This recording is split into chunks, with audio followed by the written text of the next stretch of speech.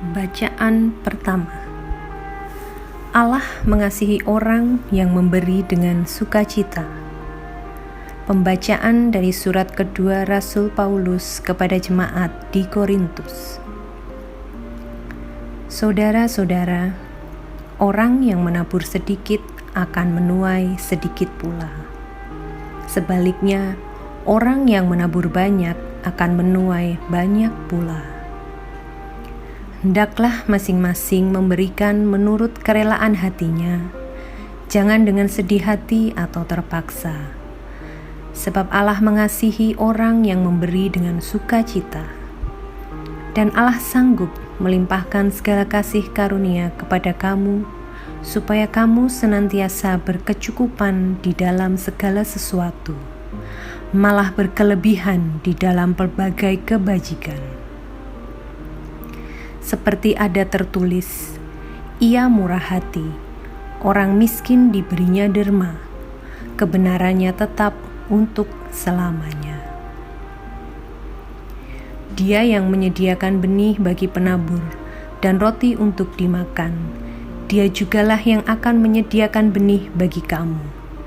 Dialah yang akan melipat gandakannya dan menumbuhkan buah-buah kebenaranmu. Demikianlah sabda Tuhan. Bacaan Injil. Barang siapa melayani aku, ia akan dihormati Bapa. Inilah Injil Yesus Kristus menurut Yohanes.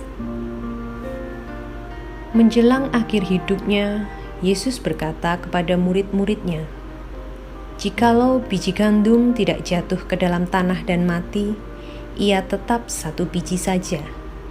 Tetapi jika mati, ia akan menghasilkan banyak buah. Barang siapa mencintai nyawanya, ia akan kehilangan nyawanya. Tetapi barang siapa tidak mencintai nyawanya di dunia ini, ia akan memeliharanya untuk hidup yang kekal. Barang siapa melayani aku, ia harus mengikuti aku, dan di mana aku berada, di situ pun pelayanku akan berada. Barang siapa melayani aku, ia akan dihormati Bapa." Demikianlah Injil Tuhan. Bacaan renungan. Sebuah syair lagu berbunyi, "Kasih adalah sesuatu yang kamu bagi-bagikan. Dengan membagi-bagikannya, kamu akan mendapatkannya kembali berlipat-lipat. Kasih itu seperti koin ajaib. Bila kamu menggenggamnya erat-erat, ia tetap sekeping saja. Tetapi bila kamu meminjamkan atau membelanjakan koin itu akan berlipat ganda." Syair tersebut dengan tepat menggambarkan paradoks dalam sabda Yesus hari ini. Barang siapa secara egois mencintai hidupnya, ia justru akan kehilangan hidupnya.